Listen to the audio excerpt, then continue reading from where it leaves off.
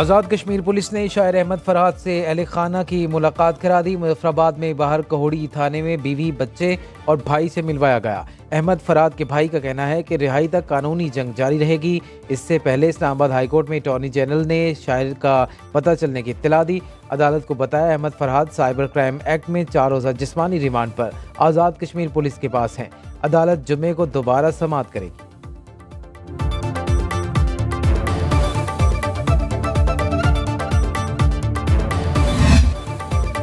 PTI वकील का खावर मानेका पर हमला, घूंसा मारकर नीचे गिरा दिया। मौके पर मौजूद वकला खावर मानेका को बचा कर ले गए।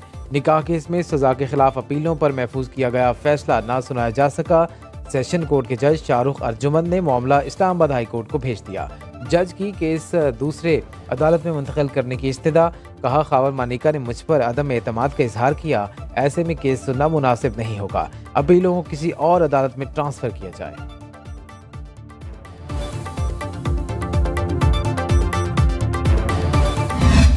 उसने बड़ी गैर अखलाकी गुफ्तगू कोर्ट के अंदर की है, ऐसे अल्फाज अदा किए जो हम इस कैमरे के सामने बता नहीं सकते। आखिर में जज साहब पे प्रेशर डाला गया।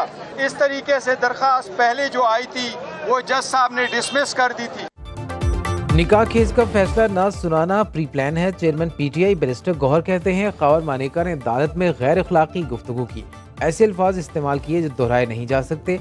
शिबली फराज बोले सियासी तौर पर बनाए गए निकाह केस में ताखीरी हरबे इस्तेमाल किए जा रहे हैं। मुल्क में सियासी अदम इस्तेहकाम है।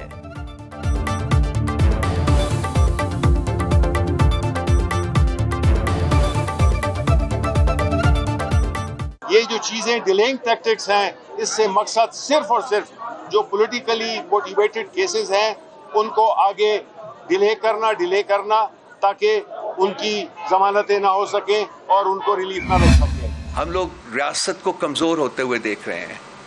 हम ये तमाम तमाशा पिछले 2 साल से देख रहे हैं, लेकिन खान साहब को जो है वो जेल में और वक्त जो है वो गुजारना पड़ेगा। अगर साइफर के केस में वो आज़ाद हो भी जाते हैं तो फिर भी वो जेल में रहेंगे और बाकी केसेस जो है ना उनको फाइट करना पड़ेगा। निकाह केस की समाअत में खावर मानेका ने जो तमाशा किया वो सब ने देखा। हम रियासत को कमजोर होता देख रहे हैं। कोशिश की जा रही है बानी पीटीआई को जेल से बाहर ना आने दिया जाए। तर्जुमान तहरीक इंसाफ रऊफ हसन की प्रेस कॉन्फ्रेंस। कहा इद्दत केस गर्मी की छुट्टियों के बाद लगाने की कोशिश की जा रही है। ज्यों वक्त गुजर रहा है रियासत पर प्रेशर बढ़ता जा रहा है। बानी पीटीआई पर एक और मुकदमा बनाने की तैयारियां हो रही हैं। हकाइक पर अपनी नज़्म लिखने पर शायर अहमद फरहाद को सजा दी जा रही है।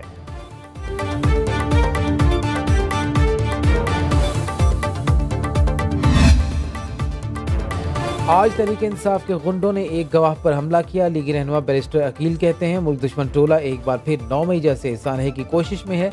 अब आपका झूठा और मनफी प्रोपेगेंडा नहीं चलेगा। आपने मुल्क तोड़ने का आगाज किया है, अब कानून हरकत में आएगा। इस्लामाबाद में प्रेस कॉन्फ्रेंस करते हुए बैरिस्टर दानियाल चौधरी बोले बानी पीटीआई खुद को शेख मुजीब से मिला रहे हैं। ये दुश्मनी सियासी सिस्टम से नहीं पाकिस्तान से कर रहे हैं। आज मुल्क में जो हो रहा है वो तारीख में कभी नहीं हुआ।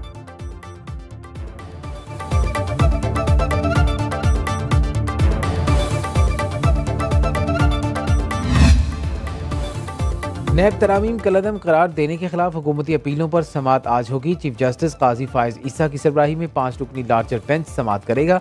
Justice Aminuddin, justice Jamal Mandokhel, justice Athar Minallah और जस्टिस हसन अजहर रिजवी बेंच का हिस्सा होंगे। बानी पीटीआई वीडियो लिंक के जरिए अदालत में पेश होंगे।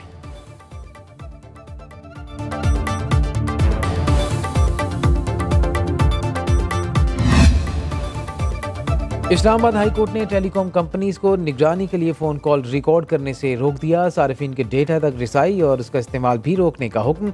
जस्टिस बाबर सत्तार ने बुशरा बीबी और नजमुस साकिब की ऑडियो लीक से मुतल्लिक दरखास्तों पर समाअत के दौरान रिमार्क्स दिए।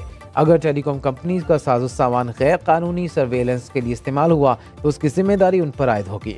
इस्लामाबाद हाई कोर्ट के एडिशनल अटॉर्नी जनरल को वफाकी हुकूमत से हिदायत देने और अदालती सवालों के जवाब जमा कराने का हुक्म।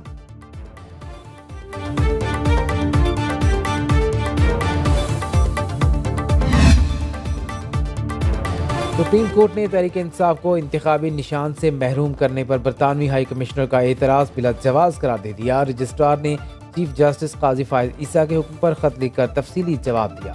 खत में लिखा, सुप्रीम कोर्ट ने वही किया जो कानून कहता है। इंट्रा पार्टी इंतखाबात सियासी जमातों में जमहूरियत की ज़रूरत है।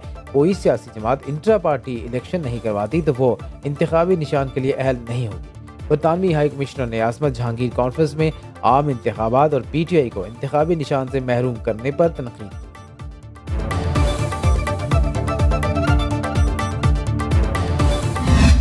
हुकूमत का मैंडेट मशकूक हो वो मुल्क नहीं चला करते। हमें ये बुनियादी जो मामलात हैं इनको दुरुस्त करना पड़ेगा, वरना मुश्किल आ गई। मियाँ साहब से 35 साल का ताल्लुक है, एक ज़ाती ताल्लुक आज भी मौजूद है और इंशाल्लाह रहेगा। लेकिन जो सियासत है मैं उस सियासत से मुतफिक नहीं हूँ जिसका चुनाव मुस्लिम लीग नून ने किया है। जिस हुकूमत का मैंडेट मशकूक हो वो मुल्क नहीं चला करते। साबिक वज़ीर-ए-आज़म शाहिद खाकान अब्बासी कहते हैं, नवाज शरीफ की सियासत से मुत्तफिक नहीं। मीडिया से गुफ्तगू में कहा, जिस सियासत का चुनाव मुस्लिम लीग नून ने किया दुरुस्त नहीं। नवाज शरीफ से 35 साल का ताल्लुक है और रहेगा। हुकूमत के मुस्तकबिल से मुतालिक सवाल पर जवाब दिया, जब तक लाने वाले चाहेंगे हुकूमत चलेगी।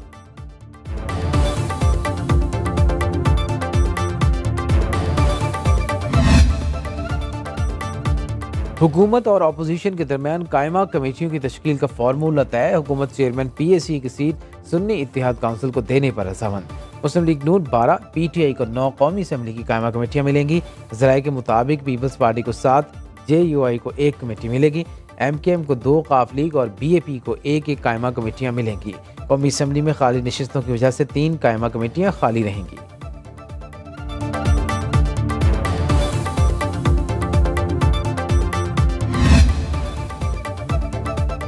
चीनी बरामद करने का फैसला मुख्तलिफ महकमों से मुशावरत के बाद किया जाएगा। वज़ीर सनअत व पैदावार की ज़ेर सदारत शुगर एडवाइजरी बोर्ड का इजलास। सूबों ने खरीफ सीजन के दौरान चीनी की मौजूदा स्टॉक की पोजीशन और डिमांड पेश की।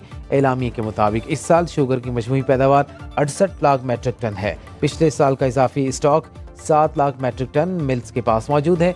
राना तनवीर हुसैन का कहना है कि बरामद से पहले चीनी की मकामी मांग को पूरा करना जरूरी है। चीनी की कीमत में इजाफा न होने को यकीनी बनाना होगा।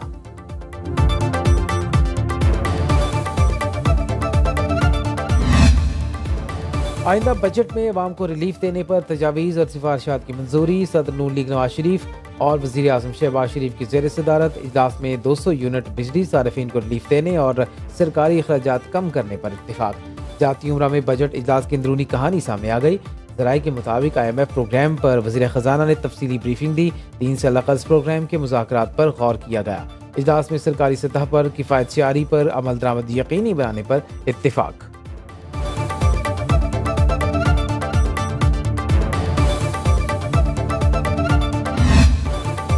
FBR का कस्टम ड्यूटी से 205 अरब रुपए इकट्ठे करने का हदफ। आइंदा माली साल दरामदी लग्जरी अशिया की कस्टम्स ड्यूटी बढ़ाने का इम्कान।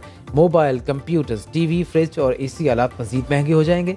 दरामदी मेकअप, घड़ियां, बैग, जूते, परफ्यूम, चॉकलेट्स की कीमतें भी बढ़ जाएंगी। ज़राए के मुताबिक लग्जरी और गैर ज़रूरी अशिया पर रेगुलेटरी ड्यूटी समेत तिजारती टैक्सों में मजीद इजाफा किया जाएगा।